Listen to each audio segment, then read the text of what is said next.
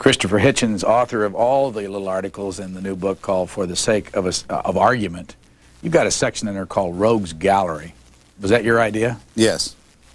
Why create a Rogues Gallery? For a lot of people, their first love is what they'll always remember. For me, it's always been the first hate.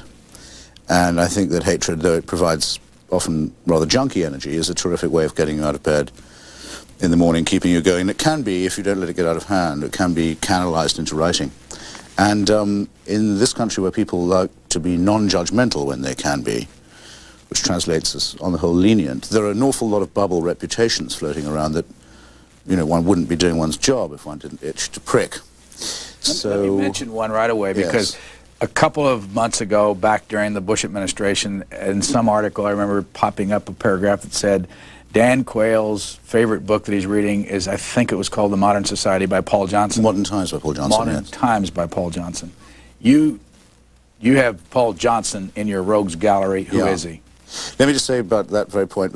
Modern Times and Paul Johnson, the terrible reactionary British historian, pseudo-historian, I'd say, he used to be the Christmas gift of Richard Nixon.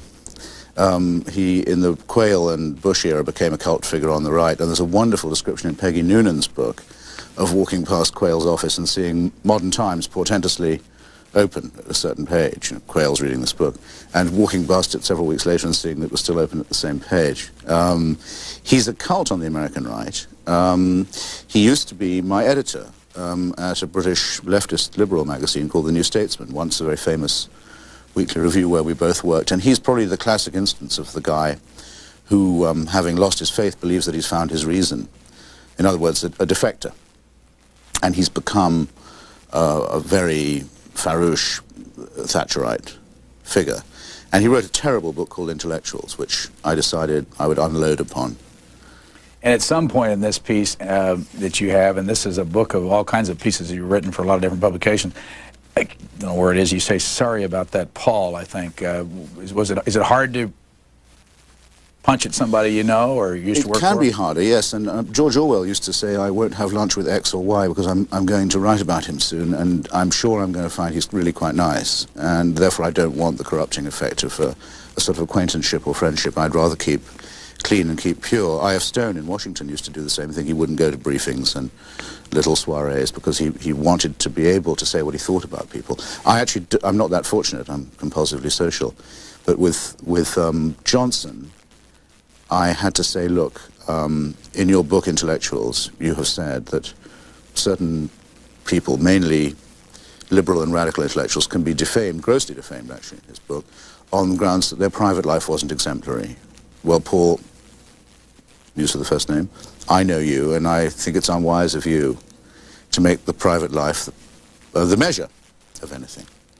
Yeah, like for instance, you say that this often involved drunken and boorish conduct towards women, including his wife. This is up front in this piece. Yeah, no, I had to say, look, I don't think this kind of stuff counts. If I was writing about Voltaire, would not go and look in his linen basket in order to attack his ideas. But if you're going to do it, then you become a hostage to it yourself. And so the first part of the piece is supposed really to be a lampoon. I say, if I was doing Johnson as a political figure, and if I was Johnson doing it, I'd do it like this, just to show him how it feels. Then I hope successfully, I make a transition in the rest of the article and say, actually, that's all for show, that's not the point. The problem with Johnson's theory about Noam Chomsky, who attacks revoltingly, about Voltaire, about Marx, about other great figures of the modern world, can and should be attacked in other ways. And I don't know what the American equivalent of this is exactly, but in England there's a motto, a sort of schoolboy-type morality motto, which says that you tackle the ball and not the man. This book has a picture, black and white picture on the cover of you, sitting there with a cigarette in your hand. And I can't see where I am. Is that alcohol there in front of you? There are about 9 or 10 empty glasses in front of me. Only 2 or 3 of them are mine, I hope it's clear. And I think only probably about 2 of them are filled or have just been emptied of booze. It's me slumped over a dinner table the night I got married, as a matter of fact, and Annie Leibovitz was there and took a picture of me, which I thought did actually look, for better or worse, pretty much like I do. Let's take a look at it again. This your idea to put this on the cover? Well, partly it was because not everyone has the chance to have their picture taken by Annie Leibovitz, and second, because she is a genius photographer, and she does capture what I'm like after about 8 o'clock in the evening. And third is that one of the longer articles in the book is a defense of smoking and drinking, and of alcohol and nicotine, against the current sort of prohibitionist mentality that's sweeping the country. It's a sort of in-your-face reply to the New Puritanism. That expression on your face. I'm sitting here now, for example, thinking how much I like these sorts of discussion, and thinking, but if I just had a brandy and soda there and an ashtray, how much better a side of me you'd be seeing. You think that's you? Yeah, I'm afraid so. I have to face it. Like everyone else. I keep mentioning Orwell, but he says I think he says at the age of 40, a man has the face he deserves. I won't see 40 again, so I guess I'm stuck with that now. The purpose of a book like this? Well, I wrote it as a reply. I mean, the pieces are very various. That's what I think anyway. They're a salad. But they have a common theme, which is it's a reply to all those who say that since the 1989 revolution, that there's really no need for the left critique of society or politics anymore. That we've moved beyond all that society is just basically a liberal problem-solving matter and no more. Though the Conservatives, I notice, are still allowed to have their say. Implicitly, everything in there is about the origins of the 1989 revolution in Eastern Europe, which I covered in some part, and its consequences.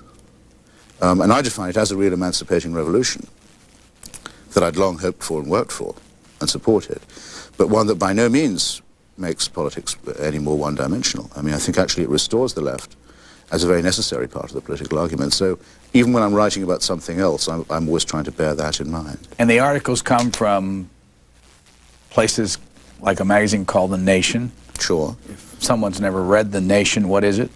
The Nation is America's oldest political weekly magazine. Was founded in 1865, towards the end of the Civil War, by a group of abolitionists, and it's basically upheld the liberal left end of the spectrum, held up that end of the rope ever since. And still proudly comes out every week, and every other week it features, and has for the last 10 years, a column by me called Minority Report, which sometimes about politics, sometimes about a new book, sometimes about a personality, but is, again, an attempt to mount a left critique of society and politics. There are other publications like Times Literary Supplement. What Times? The London Times. Though the TLS, as it's called, the Times Literary Supplement, sells independently as a weekly, and actually half its subscribers are in the United States. And I used to be its American columnist. And in there I've written about more general subjects like the work of Graham Greene, or P.G. Wodehouse is perhaps my favorite author, and a couple of other more literary pieces. But again, in there, I try, put it like this, I try when I'm writing about literature not to leave the political dimension out. And when I'm writing about politics, I try and recall that politics isn't all there is to life, and try and import what you might call cultural or literary or aesthetic points to it. This must make me sound insufferable, but I mean, that's my ambition anyway. Isn't P.G. Wodehouse's, another person that writes about him all the time is George Will? Yes, I mean, you get into terrifically bad company some of the time if you're a fan of Wodehouse. That's actually true. He, by the way? That's true of also being a fan of Kipling or Orwell or many other people. P.G. Wodehouse is the author of the most imperishable, I think, double act in fictional history. That's Bertie Wooster and his manservant Jeeves. And it's impossible, I mean, of course a joke is never a joke if it has to be explained, but to those who haven't found and discovered and immersed themselves in this, I can only say they should start today. And the other, when were you first? It sounds a bit cultish, but those who've already done it will already know what I'm talking about. Who is he?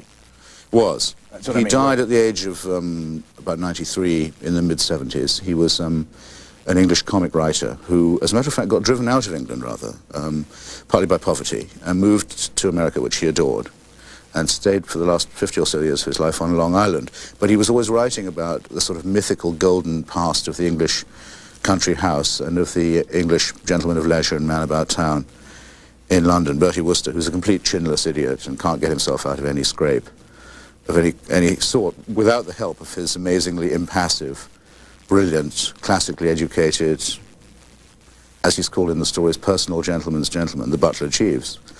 who's always rescuing him. It's not unlike the importance of being earnest. These are guys who would be nowhere without their servants, and are always getting involved in ridiculous love affairs that have to be explained to them, and they have to be hauled out of and stood up on their feet again. Another member of your Rogues Gallery is Henry Kissinger. How come? Of whose Rogues Gallery is he not a member? No, Mark Twain said, if you give a man a reputation as an early riser, he can sleep till noon. Kissinger has somewhere or another along the line picked up a reputation as a statesman and peacemaker, a negotiator and sort of miraculous deal and deal maker and bridge builder. I invite people in this piece to consider any instance in which he's left a country or a cause or a problem better off than when he found it. And I also point to what I consider to be a record of crime in his past. I mean, he's been complicit in the commissioning of assassinations and in the covering up of mass murder.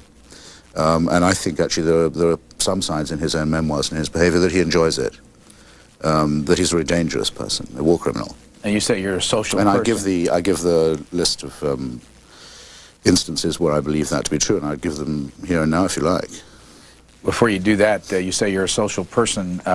He is known to be social from time to time. Have you ever come across his Well, past? as a matter of fact, I have twice been on the verge of being introduced to him and broken my usual rule, which is, I think, for a journalist, a necessary one. You know, there's no hand one shouldn't shake. One's job is to see everyone and talk to everyone and do everything, but I can't do it with him. I've just had to turn away, and once was rude before doing so to him.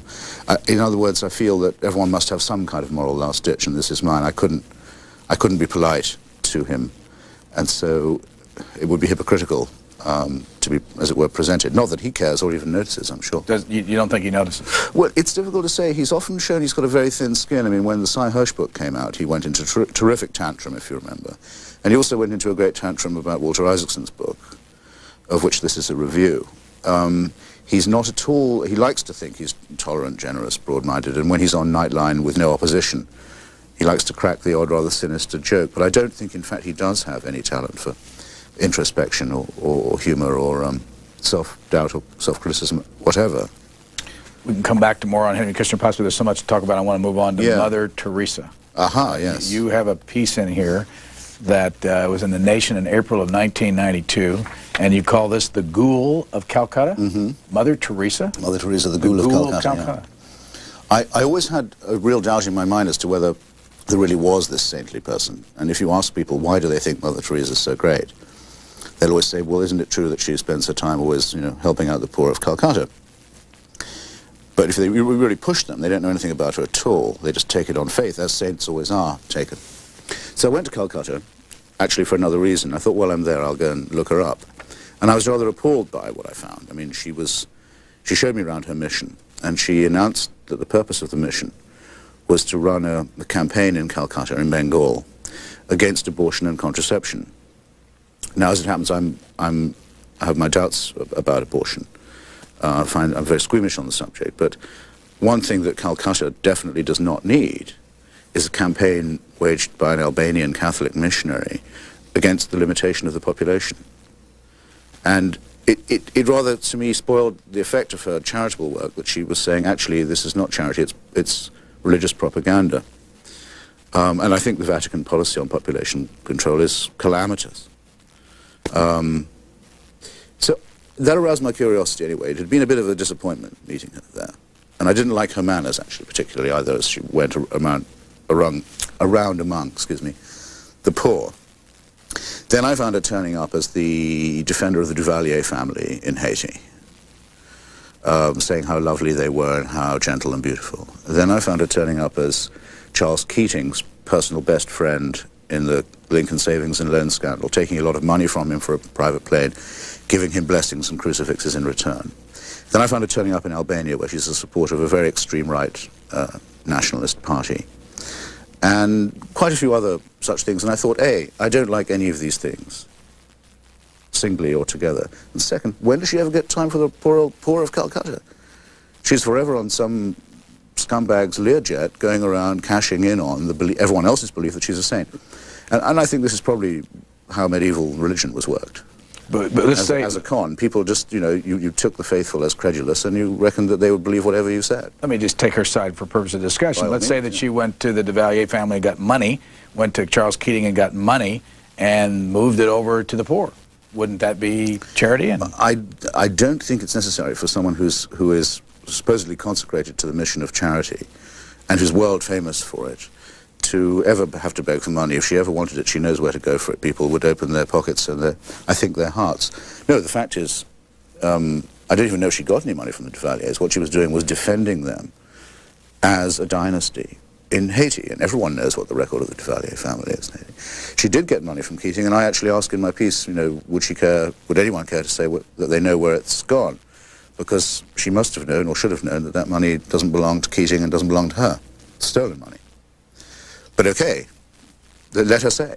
But the fact is, she was giving him in return various kinds of absolution in his campaigns, and I think this is because, you know, he started off life as a morals cop. He was another of the prohibitionists. Began his career as an anti-pornography poser. She's evidently, it seems to me, on call for people, dubious characters of this kind.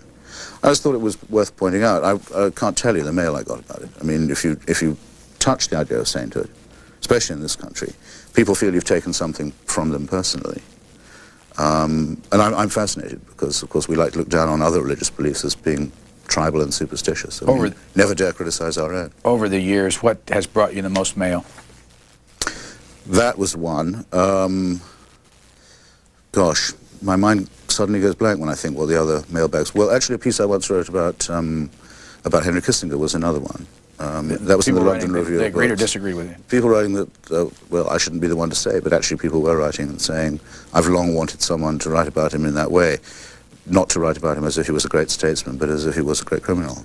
There's another piece here, was in the Condé Nast Traveler in 1990, and it's about P.J. O'Rourke, and it says, not funny enough. What are you doing writing for the Condé Nast Traveler? Listen, I'm not in a position to turn anyone down. I'm very proud if anyone ever asks me. In fact, I work part of the time for Condé Nast, more or less all the time, actually. I write a column for Vanity Fair called Cultural Elite, which appears every month now. By the way, who's Condé Nast? Oh, Condé Nast is Condé Nast was an individual, a great publisher and designer. And he started the family of magazines that we associate with Vogue, Vanity Fair, which is its flagship, a travel magazine called Condé Nast Traveler, The New Yorker. In other words, you know, the core of American magazine life, now owned by the Newhouse family. P.J. O'Rourke is in your Rose Gallery. Who is he?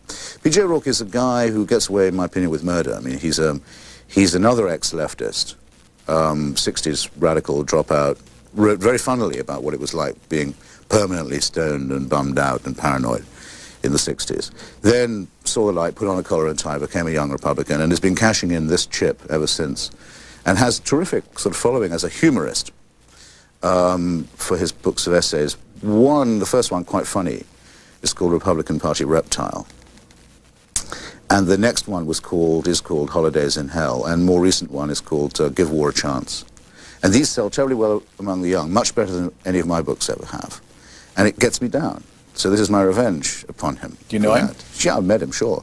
And he's actually quite a good guy to hang out with in a bar and so forth. But I've reckoned that he was running on empty with this joke about, I know, I've been there, I've been a radical, now I see how wonderful it would be to be a completely buttoned up, buttoned down Tory. And the joke basically depends on a satire on political correctness. You know. Okay, so people try not to make jokes about AIDS. PJ will make a joke about AIDS. Okay, it's not funny to laugh at cripples. Well, I'll laugh about cripples. And I said, look, in the words of the title of the review, that's quite funny, but it's not funny enough. It's a gentle rebuke. Where were you born? Portsmouth, Hampshire, England. Now, I'm a Navy brat, in other words. What did your dad do? It's a lifetime naval officer in the service of the King, and indeed of the Empire. And until I was, I don't know, about 12, I wanted to do the same. Is your dad still alive? No, alas. Your mother? Nope. How many kids in the family? Just me and my brother. My brother's a very conservative journalist, writes for a conservative tabloid in England called the Daily Express. He's just, in fact, become its Washington correspondent. He's having been in Moscow for it for a long time. He's a very brilliant guy, very, very thoughtful, very good writer, with political views polar opposite of mine. He just arrived in Washington this week, so I'm looking forward to. I'm thinking I'll probably have to give a party or something and say, okay, here's the Hitchens family secret. Now you know everything. What's his first name? Peter. And is the Daily Express the paper that Lord Beaverbrook? That's right. It was Beaverbrook's flagship. I used to work for it myself, but I had to quit. It was too much for me. You grew up in Portsmouth, which in Great Britain is located where in the country? It's on the south coast, and it's, if you can think of the south coast as a sort of line at an angle to Europe, and then there's a small island called the Isle of Wight, which forms a perfect, by protecting a certain area of the coast, it forms a perfect natural harbour, and Portsmouth is where Lord Nelson last set foot on land before joining his ship and going off to Trafalgar, for example. It's always been the home port of the British Navy. It's where the great ships were built. It still is very much in that maritime tradition, and there's a graveyard full of Hitchenses on Portsdown Hill that overlooks it. What year were you born? 1949. How long did you live there? In Portsmouth, not frightfully long at first, because my father was being moved around a lot. There was still quite a big British naval and military presence in the world then. And the first place I can remember is the island of Malta in the Mediterranean, which was then a semi-colony of the United Kingdom. It's where my brother was born. And so my first memory is of the Grand Harbour at Valletta, which is, by the way, a magnificent thing to have as your first memory. It's why I've always loved, I think, the Mediterranean. And then we were sent to a Navy base in Scotland. We moved around like that. We came back to Portsmouth for a bit. The place I spent longest in is Oxford and then London. And your father politically was what? Very conservative. Your mother? Rather more of the compassionate liberal type, my mother. How'd that work? Well, actually, I must say for them, I mean, neither of them attempted to impose their political opinions on me. And until I developed my own views, I didn't really know what theirs were. I mean, then I found out that my father actually he really believed it all about, basically, the Conservative Party, the monarchy. Not so much the Church of England, I don't think, but you could say what it stood for. And I felt sad and bad about the decline of England as a country and as a society. Sorry, hard to say. And as a society. You went to Oxford. Sort of pessimistic and a bit resentful at the way things had turned out in his old age. Yes, I went to Oxford University. How'd you get in? Well, I was the first member of my family to go to a university, or certainly to go to Oxford. And I worked, we had, as a family, to sort of work out the steps. If you want to be upwardly mobile in Britain, that's the key thing. So the step one is you have to go to a private school, basically, if you're starting from where we were. So my parents made a big sacrifice to send me to a private school. Where? In Cambridge, actually. A Methodist public school in Cambridge called the Lees. Pretty good school. And there I decided that I knew exactly what I wanted to do. I wanted to become a writer. Were you making good grades throughout all this period? Good enough, yeah. And then you have to have certain grades to try for Oxford, and then you sit a separate exam and have an interview and so on. And I knew that I wanted to go to Balliol College in Oxford, and I wanted to read philosophy, politics, and economics, the PPE course as it's called. And I wanted to be a writer or conceivably a politician. So I knew from very early on what I wanted to do. Who went to Balliol that you knew, or that you in history? No one that I knew about in history. Well, most of the last 5 or 6 prime ministers had been there, and a lot of the radical journalists and historians and authors had been there. It was a kind of forcing house for... I mean, it's resented in England, the fact that even the opposition types come, the famous ones have been to the same colleges as the ruling class, but in a small country and a very encrusted society like that, probably unavoidable. Who's your favorite radical journalist in history? In history, I suppose I'd have to say George Orwell. I know it's cliched because everyone now pretends to admire him, but there was a long time when he wasn't well known and certainly not well liked. And I think it shows in his prose, and it's those bits of his prose that I admire. Did he go to Balliol? No, he didn't go to university at all.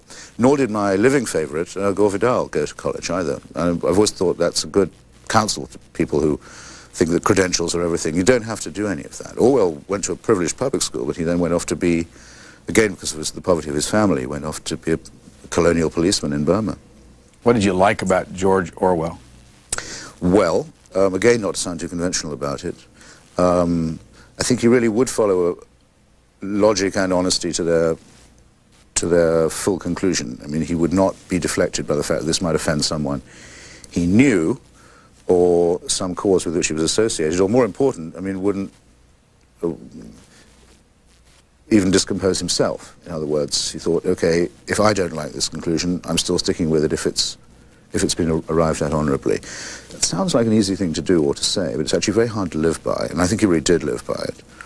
I thought he put up a good show for the left in his life at a time when it was in great difficulty, because people were pressed very hard to say, look, if you're on the left, you must support the Soviet Union because it's endangered and it's encircled by fascism, so on, and you mustn't criticize it in public even if you have your doubts. And he said, no, that would be stupid. That would be giving up the thing that makes me a radical in the first place, which is the right to think for myself. That was a lot harder to do now than it sounds, again. And then I think he was a very witty and brilliant stylist. I think his writings on other authors like Dickens, for example, his reflections on eternal subjects like capital punishment, for example, or family life, ordinary things, arguments that never go away, always worth rereading. When did you come to the United States? 1980. Why? Well, I'd been coming ever since I left university. I came here on a scholarship in 1970. To where? It was a traveling scholarship. We got to travel all around the US. And I decided then and there that I'd rather live in America. I thought it was great. And I nearly didn't go back when the scholarship ran out, but I sort of had to because I was out of dough. And actually there was a woman in the case. I actually had to go back to England. So I didn't come back again for about another 5 or 6 years, but started coming more and more often. And then the nation offered me a job. So I took about 10 seconds to decide, yeah, I'm coming for good. Where have you lived in the United States? New York at first, and then in Washington. I've been in Washington for nearly 10 years now. I can hear folks saying he likes it here in the United States and he's a socialist. Yeah, sure. I'm sure you've heard that before. Absolutely. If you want socialism, why did you come to the United States? Well, I think it's a very good question, and I ask it myself. I mean, there's a long tradition that's unfortunately been buried, forgotten, and it's exemplified by, I suppose, the greatest Englishman and the greatest American, certainly the greatest Anglo-American, Thomas Paine, who is, in effect, I mean, the moral author of the Declaration of Independence and of important bits of the Constitution, and who wrote The Crisis and wrote Common Sense, and was one of the people who really nerved the colonial leadership to actually separate and declare for the United States, was the first person ever to use the term the United States of America, would have written slavery out of the Constitution if he'd been allowed to. He wasn't allowed to. Would have put the emancipation of women in, again lost that battle. Think how much trouble would have been saved if he'd won. And is the founding radical, really, of the British left. And though they don't know it, of American democracy too. So I wouldn't dream of comparing myself to him, obviously, but I mean to say he's the founder of a tradition that does exist in both countries, of which I'm proud to be a supporter at any rate, and which I try, in stuff I've written in my previous book, I wrote a long defense of Thomas Paine, try to uphold and live by.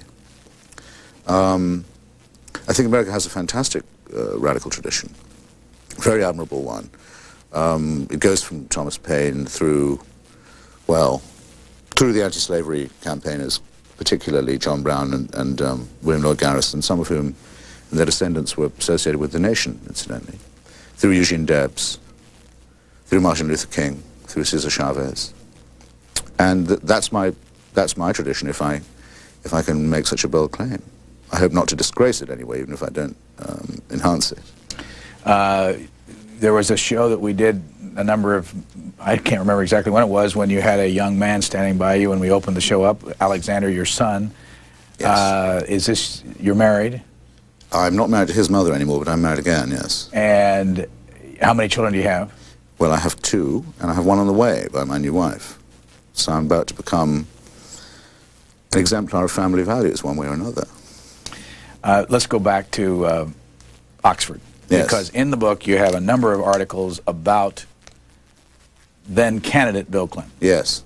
You went to Oxford at the same time. Mm-hmm. Did you know him there? No, I didn't. I knew the house where he lived, 46 Lexford Road, quite well, because it was a well-known hangout for American exile, usually Rhodes Scholar, but not always, anti-war and pro-civil rights people, and those were my friends.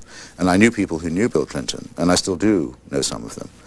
And I remember the milieu very well, and I remember we used to do all kinds of stuff to help out the American anti-war students who I think were being very brave at the time, much braver than they're given credit for.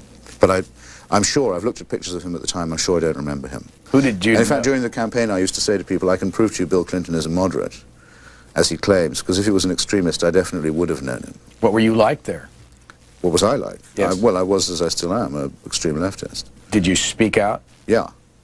I mean, there's an occasion where we may even have been on the same platform, but there's no picture of it that I can find, which was the moratorium against the war, which is, you remember, huge candlelit meetings in all the American cities against the war. Stop it now, shut it down, the moratorium. And in every European city, there was a sympathy demonstration. There was quite a big one in Oxford where I spoke.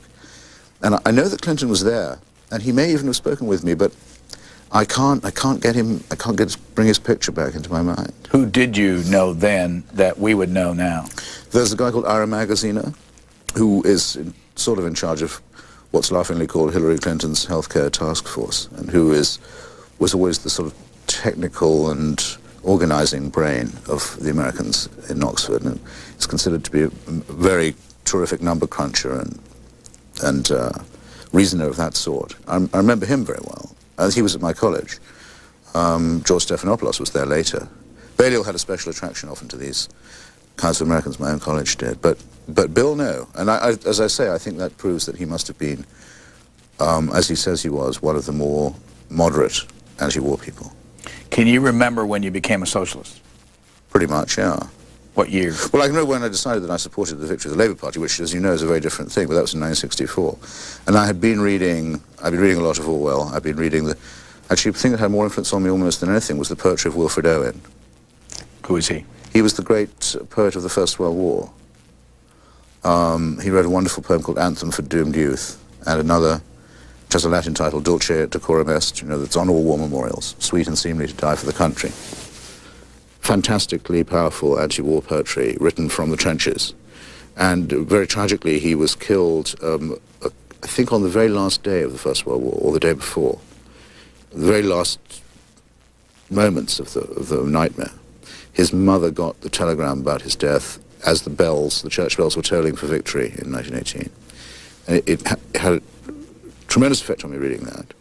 Another book, which some people may remember, called How Green Was My Valley, about the Welsh mining valleys, introduced me to the idea, which had been strange to me up till then, of there being such a thing actually as a working class, with, as it were, life and mind of its own. And you can't be a socialist if you don't think that. When did you start writing and enjoying it, or do you enjoy writing? I don't really know if I do or not. I mean, I hate not writing, I know that, and I sort of do it because I feel I have to. Sometimes it's real pleasure doing it. Usually the pleasure comes, though, when you see it in print. Not until then. Where do you write? And usually not till sometime after. Where do you write? Well, I write a column every month for Vanity Fair called Cultural Elite. And where, physically? Oh, I'm sorry. I write on a table at home in longhand.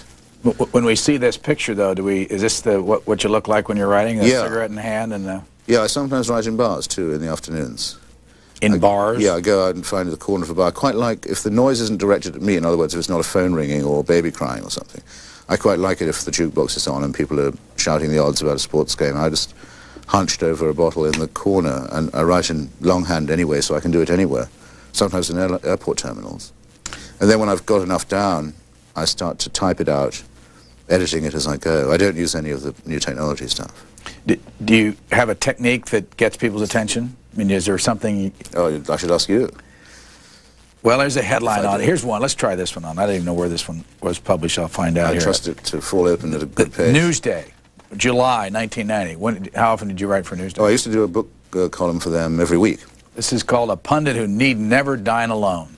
That's George Will. George Will. Yes. And you start off here by saying, study and ponder the following lines written by George F. Will as Ronald Reagan went tottering back to his California estate in 1989. And then you go on to lambast him for writing what you said is basically unintelligible.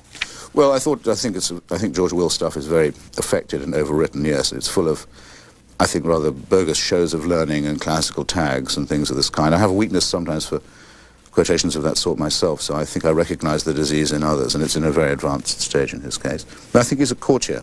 I think, especially during the Reagan era, he basically was making a living as a professional flatterer of the Ron and Nancy court. And I think What's wrong I with don't that? think journalists should do that. I think it's even more important not to do it when your friends are in power. Speaking of What's wrong with it? Yeah. Well, I think for one thing, it'll congest your style very badly. You'll be full of things you can't really say, things that are half-confidences that have been given to you by people in power.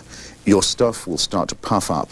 Your paragraphs will start to get rotund with all the things you could say if you really wanted, but you can only hint. That's bad. It's bad intellectually, and I think it's bad morally. It means that you become...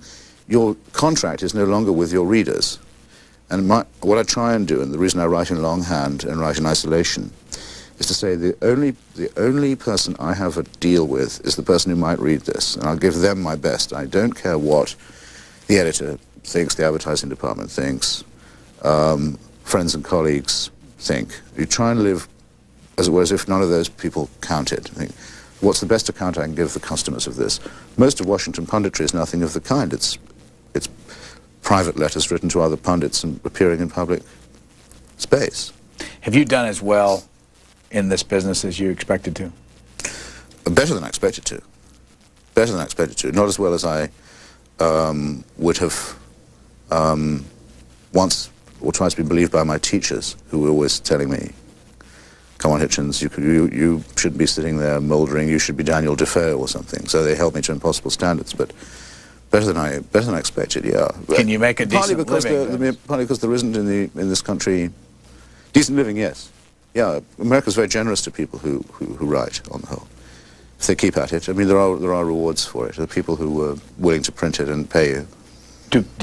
Are there people who genuinely dislike you that you come in contact with? There ought to be by now. I mean, I've certainly done my best. If I didn't have enemies, probably people I don't know about, as well as those I do, I would have obviously failed. I would have meant I hadn't been drawing blood when I had certainly meant to. How do you know when you've gotten to people? Well, sometimes they will come up to you and speak. You ever had a confrontation? Sure. I remember some confrontation you had on a television show one time. Well, it was with Ed Meese. But... Got a little physical? I thought it was going to get physical, as a matter of fact. Yes, I thought he was the most... I thought it was just such a disgrace that such a man could be an attorney general in a country that has a justice department. I had to tell him everything I thought about him, and he wasn't, which is not my fault, used to hearing that kind of thing. Look, I mean, this is a bit of a digression, but the scandal that he helped cover up, the Iran-Contra scandal, was also covered up, of course, and lied about by both Ronald Reagan and George Bush. Reagan did say one truthful thing about it. He said, if it wasn't for that rag in Beirut, we'd never have had all this trouble. And I thought that was true. If it wasn't for a newspaper in Beirut, the Iran-Contra scandal never would have come to light. And yet, how many journalists would you say there are in Washington? Well-paid, well-informed, well-connected. Thousands of them, who never broke the story. A lot of them didn't believe it even when it came out. That's a pretty tremendous indictment. What do you think of... And so I try, as far as I can, not to get too accustomed to, you know, the culture of journalism, because I think it's likely to be the outsiders that will do the best work. But you said you were social. I like to go to gatherings, and I like to meet the people firsthand. I always liked that. That's why I used to go to the Oxford Union when I was at the university and debate against actual politicians and try and have dinner with them afterwards, because you very swiftly found out it was very good for your education. They didn't really know very much more than you did, and they weren't that much smarter. It was a good way of demystifying politics. Looking at something called How Neoconservatives Perish. Oh, yeah. Do you remember this one? Sure. By the way, did you select all these? Was this your choice? Well, I mean, I threw out the ones that I didn't think could possibly be reprinted, because they either were no good, which was true in an awful number of cases, or that they'd gone out of time. They were written just for that week or that day and wouldn't survive. So the ones that could bear reprinting, I made a pile. Then I gave that to an editor and said, you decide which ones you think would make the cut. So I left that to them. How many books do you have to sell to be successful with this? I have no idea. I've never got... It's a figure larger than any book I've ever written has ever sold. Most of my books don't make back the money, the small sum of money that I'm paid to write them. I don't know why. I don't have any knack there at all. It's a wonder, in fact. I mean, there are very, very few publishers these days who will take a risk on a book that won't make money. And I'm probably exhausting the patience of This is Verso Publishing? Yeah, well, that's the publishing arm of New Left Books. It's a very fine publishing firm, by the way. It's published some wonderful books, but it has to take permanent risks on opposition writing and unknown writers. I mean, they probably would never let me down, but increasingly the mainstream publishing industry, I think, wants an assurance up front that everything's commercial and that you've got a tie-in of some sort of serialization or maybe a movie deal, and I'm no good at that. I wish I was. In this piece in Harper's in 1990, How Neoconservatives Perish, you talk about key words and phrases uttered with the proper sneer: disinformation, dupe, ripe fruit, choke point, fellow traveler, fifth columnist, Chamberlain's umbrella, captive nation, peace through strength, moral equivalence. Yeah, don't you remember what it was like? Here? Don't you remember what a sort of hooligan atmosphere there was in American intellectual life for a long time because of the Cold War, that anyone who had any doubts that this war was worth fighting and worth the risk of a nuclear exchange was accused of being a dupe or a secret sympathizer or a sort of a fan of Neville Chamberlain's umbrella or all these other things. It was people were constantly being crushed and coerced and derided and sort of driven out of the argument, and I wanted to put that down before people forget it. All these people were ostensibly there, meaning a conference of conservatives, neoconservatives, to take personal credit for the final collapse of communism. Why then do they look and sound so lost and deflated like a herd of ants in search of a climax? No, it's a herd of antis in search of a climax. Excuse me, my eyes are bad. Well, no, maybe there's a misprint. No, you're right. It's supposed to be a herd of antis in search of a climax. Well, I was convinced that partly because they had lost their willingness, not their willingness, they'd lost their ability to be able to bully and blackmail the opposition and accuse it of treachery and sympathy for the other side, that that was one of the reasons that the right wing is nostalgic for the Cold War, that it's lost its free pass as being the patriots where everyone else is disloyal. It's not the whole thing. I mean, they've also lost a lot of their subsidies, which I think makes them squeal even louder. These people used to have very fat foundations supporting any project of theirs, however mediocre or crackpotted. Now they don't have that anymore.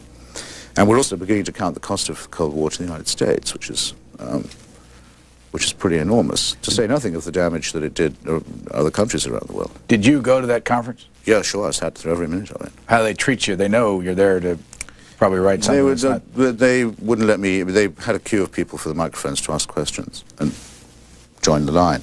It was noticed even by some conservative people there present who actually had the decency to protest about it. But as soon as it came to my turn to get to the microphone, Norman Podhoretz, who was the chairman of the thing, cut off the discussion at that point. I mean, it was so blatant as to be laughable. But I was flattered by it. Who's your favorite conservative writer in the United States? William Safire. I'm a very great admirer of his. I think he's a wonderful writer. I think he's a very humorous writer. I think he's quite a brave writer too. He tries to remember that even though when his own team are in power, that doesn't mean you're obliged to stop criticizing. Who's your favorite liberal writer? I don't think liberals make very good writers. I think liberals are always trying to have it both ways. They both want to be, they want to share in the idea that capitalism is basically the best humanity can do, but they want to be able to be compassionate about it. I mean, I think that leads to a rather sickly kind of writing, the sort you get from Anthony Lewis, for example. I find it very hard to read, and in fact I think it is harder to read than it is to write. I think of the radical writers, though, there are some outstanding cases. Well, I mentioned Gore Vidal already, who I think is one of the best writers of this or any other time, and who is the person I've most, I guess, tried to model myself on, in that he's so much of a polymath. I mean, he has such a range and tries to synthesize literature and politics very brilliantly. So I openly confess to a sort of, it'd be wrong to say penis envy for Gore Vidal, wouldn't it? But you know what I mean. And then there's Alexander Cockburn, my colleague at The Nation, who's an extreme master writer of polemic, and there's currently operating in print. Well, you see, the problem is that, I mean, if I was to mention many other names, they would be names that never see the mass media, because in effect the left doesn't exist as a regular contributor to the ongoing national discussion on TV and radio and the print. The Nation, June 1991. What the hell did General Norman Schwarzkopf think he was doing when he accepted, while he was still a senior serving officer, a knighthood from Queen Elizabeth II? Yes. Question I could never get him or anyone at the Pentagon to answer. The Constitution of the United States, which I am, well, consecrated to admiring, because I come from a country that doesn't have a constitution, and so I think I appreciate it maybe more than people who take it for granted. Very clearly says that American serving officials shall not take decorations or titles of honor from any foreign monarch or head of state. And there was Schwarzkopf being knighted by Queen Elizabeth. I thought, what is this? We're supposed to have a republic here, and a republic of laws at that. And I can't stand it when people think that the highest honor that can come to them is to be allowed to sprawl at the feet of the House of Windsor, which is a dysfunctional royal family that is now pretty much discredited even in England. February 1991, The Nation again, Bush and Churchillian delusions. According to the 11 February issue of the New Republic, the scene that follows occurred one day after the proud inauguration of Operation Desert Storm. It starts off that Jack Kemp, the Secretary of Housing and Urban Development, brought a copy of Winston and Clementine, a book about the Churchills, to the cabinet meeting on January the 17th, intending to give it to President Bush. And you go on to say there's more. What was your point? That Bush, throughout that whole war, and especially in the run-up to it, constantly compared himself to Churchill and compared the confrontation that he was faced with to the one that Churchill had had to endure in 1939, borrowed from the speeches, used phrases like the defining hour and so on, which are knockoffs of Churchill's speeches in 1939, 1940, wanted the comparison to be made. In the Senate debate for and against the war, the Churchill-Munich analogy was used more often even than Vietnam as a test of which side you were on. And I again wondered why it is that in the United States people are such pushovers for this English mythology. And I also said there was no way that, however it was sliced, that Bush could come off as Churchill. After all, as we now know, the war with, and as a lot of us guessed at the time, the war with Saddam Hussein was a quarrel that had broken out between two business partners, Bush and Hussein, who were fighting over the spoils. They wanted to involve everyone else in it, and they wanted for it to sound noble. And they fooled a lot of people for some of the time. But as you know, the disillusionment with that war and the rhetoric with which it was fought is now pretty near total. You spent some time in jail. Didn't you spend some time in jail in Prague? In jail in Prague, yes, I did. I thought for me, I thought this was to be the consequence of my saying when I said about the Great Patriotic War in the Desert. Yeah, I did. I got locked up in Czechoslovakia in 1988, I think it was. I went with a delegation of people there to meet the Czech opposition, and we got caught trying to hold a seminar, and we were locked up and then deported. What was that like? And I wrote a piece then saying that I thought it was obvious that that the Czech and Polish and East German and Bulgarian regimes, the Russian Empire in Eastern Europe, was going to collapse, because it seemed to me absolutely clear that the regime had no further support at all. It was simply living on police tactics. What was it like being in jail? In my case, it was exhilarating because of the people I was locked up with, who were wonderful. A very nice selection of various Western human rights activists, and some incredibly brave Czechs who, of course, were taking much more of a risk than we were, because we knew probably we were just going to get taken to the airport and thrown out. And they might have to stay for rather longer, but what impressed me about them was that many of them had not even been born at the time of the Soviet invasion in 1968. So that they had no memory, as it were, of the pre-existing regime. They'd been brought up under the Russian dispensation, and they'd seen through it completely and were prepared to take risks to defy it. I thought, well, that spells the end for them. When you're I think I was right about that, actually. When you're deciding where to go and what to write, what kind of, I mean, is there travel money for you to go anywhere? Will the nation send you anywhere? No, usually the best way to do it is to just do it and then see if you can't sell the articles when you come back. That's what I had to do with Bosnia, for example. I thought I really must go and see what's happening in Sarajevo. I can't not go. When did you go? Last summer. How long did you go there for? In Sarajevo, 2.5 to 3 days and nights, which is not long, but it's plenty, I can tell you. Unless you are, as some good reporters are, able to put up with a lot by way of being sort of bombarded and shot at and kept permanently scared. I mean, I thought I'd got the point about being permanently scared after a few days. And it's also quite a small city, and I was able to see a lot of it. In the remainder of the country of Bosnia and surrounding bits of Croatia and Slovenia, rather longer, but not at such high risk. And I thought, really, I have to go. The problem was I had no particular credential to represent anybody, but I just thought it was a sort of responsibility to go and see what it looked like. And I've been very, I think I've bored you with this in the past, I've become very obsessed with it since. And then I just wrote a number of pieces and sort of made back the money of the ticket that way. Do you travel as a British citizen or an American citizen? British passport. You intend to... Well, rather, I mean, what I'd rather say is, and the reason I kept the British passport is a European passport, because as of 1992, there is now a Euro passport that makes you free to travel within the boundaries of 12 member countries, and I've always liked the idea of European unity, and so I held out for a Euro passport. So I travel as a European. Will you ever change your citizenship?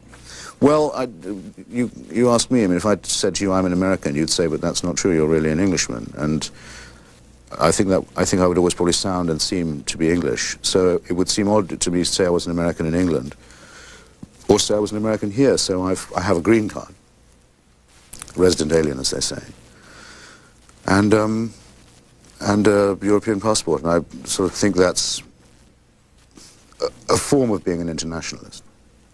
Going back to Doesn't sound too pretentious.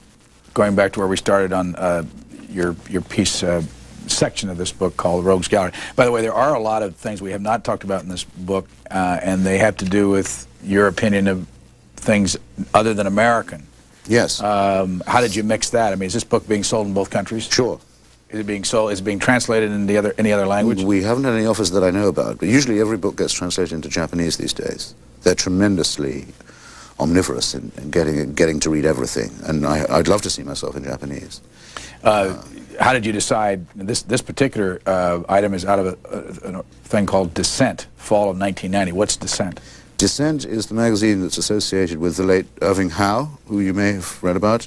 I say the late because he died, I think, the month before last. We're now in, what, the 1st of September today. Irving Howe was a great old self-made writer, scholar, essayist, socialist critic, best known for a book called World of Our Fathers, which is a wonderful account of the origins of Jewish life in New York, from the first immigration to the Lower East Side, and then the burgeoning out to become, I guess, the most successful of America's minorities. And he discovered the writing in Yiddish of Isaac Bashevis Singer, who later won the Nobel Prize, who was scribbling away unknown in Yiddish-only kind of small magazines in New York, and he discovered him and had him translated and made him world famous. And he also founded a magazine called Dissent, which is published 4 times a year, I believe, and I write for occasionally. This is a piece called Nixon, Maestro of Resentment. And you lead off this thing by saying, but as I read this, the latest of his awful books, over the years, has Richard Nixon been someone that you've found easy to write about? Yeah, and also difficult, because, as I say in that piece, there's always the temptation to feel sorry for him. I mean, I fight it down, this temptation. I try not to give in to any promptings of compassion or pity. Well, let me read just But there is something sad and lonely and desperate and artificial about the guy, and it does occasionally give you a pang. And that piece is about trying to fight off the pang. Well, you wrote this sentence. You said, the interesting bits of Nixon's private existence, the foul mouth, the Jew-hating, the paranoia, all lie under a ban of denial and are bled out of the narrative. Yes. I mean, the Nixon of the tapes, where he makes, as you know, terrible remarks about how the Jews are behind his persecution, the Jews are behind the anti-war movement, the Jews are behind the arts life in America, he tells his children to stay away from the Jews, and even uses foul words like kike, yid, and so on. Those are on the tapes, and you can actually go and hear them as well as read them, if you care to, or if you can stand it. In his book, it's not that he says, look, I was overwrought at the time and I meant, you know, I shouldn't have generalized, or something. He just doesn't discuss it at all. It's a different guy writing than the person who's on the tapes. It would be dignifying that to call it schizophrenia. I think it's simply dishonest. You started all this by saying it's good for you to get up in the morning angry, if you're a writer. What are you angry about now? Oh, by the way, that reminds me of someone I criminally left out when you asked who I thought was the great radical writer at the moment. I left out Professor Noam Chomsky, who, I mean, I think is one of the most extraordinary moral human beings of our time, and who's produced a shelf of books and critiques and findings and carefully calibrated work that holds up a mirror to American policy and society that it should look in more often. The reason I'm reminded of it is that there's a wonderful story about Noam. He went to the dentist one day, it's true, and the dentist said, "You're grinding your teeth," and he said, "No, I'm not, as far as I know." And he said, "Oh, a lot of my patients say that. You're probably grinding them when you're asleep." And his wife sort of monitored him around the clock, and he wasn't doing it. Went asleep, and they monitored him more closely, and they found he was only grinding his teeth in the morning when he was reading the New York Times.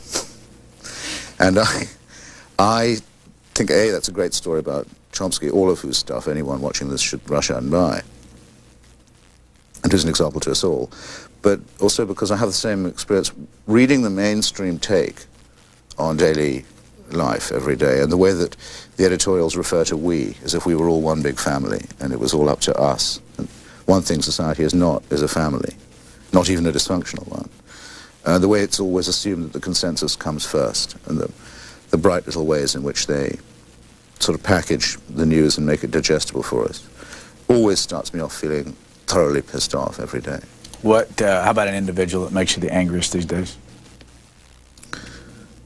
Janet Reno is particularly annoying me at the moment, I think. Again, not just because I don't think she's anything like as good as people say, but because people keep saying how great she is, and you ask them, why is that? And then they can't really tell you. And I'm completely furious with her for burying the Iraq-Gate scandal, for taking the Bush Quayle line, that there was nothing sinister about the bank in Atlanta that was arming Saddam for the later war between business partners that we all had to go through. How much longer are you going to do this? Till I drop.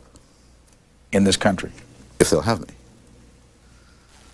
This is what the cover of this book looks like. It's a compendium of articles in various publications, including Harper's and The Nation and others. Christopher Hitchens, thank you for joining us. Thank you, Brian.